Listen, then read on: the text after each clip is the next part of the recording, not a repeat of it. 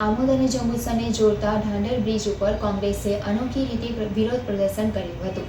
કાર્યકરોએ ભાજપના બેનરો ઊંધા પહેરી વિરોધ વ્યક્ત કર્યો હતો।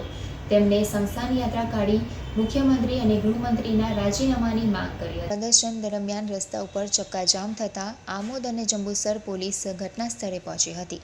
પોલીસે પૂર્વ ધારાસભ્ય સંજય સોલંકી સહિત તમામ કાર્યકરોની અટકાયત કરી આમોદ પોલીસ સ્ટેશન લઈ ગઈ હતી। તાજેતરમાં મહીસાગર નદી પરના મુજપુર ગંભીરા બ્રિજ દુર્ઘટનામાં અનેક લોકોના મોત બાદ વિસ્તારમાં ભયનો માહોલ છે। આ ઘટનાને પગલે કોંગ્રેસે ઢાંઢર બ્રિજના મુદ્દે સરકાર સામે આક્રમક વલણ અપનાવ્યું છે। કોંગ્રેસ આગેવાન મહેબૂબ કાકુજીએ જણાવ્યું હતું કે વહીવટી તંત્ર અને સરકારની નિષ્ક્રિયતાથી લોકોના જીવ જોખમમાં છે।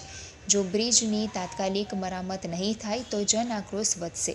જંબુસર આમોદના ધારાસભ્ય દેવકિશોર સ્વામીએ મુજપુર ગંભીરા બ્રિજ દુર્ઘટનામાં મૃત્યુ પામેલાઓને શ્રદ્ધાંજલિ આપી હતી।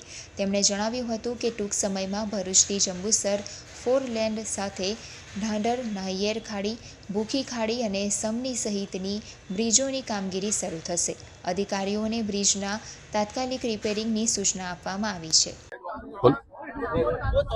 અત્યારે અમે ધારધરના બ્રિજ પર ઉભા રહેલા છે અને ધારધર બ્રિજની પરિસ્થિતિ જોતા એટલો ડેમેજ થઈ ગયેલો છે જે ગંભીરા બ્રિજની પરિસ્થિતિનું નિર્માણ કરી શકે એમ છે।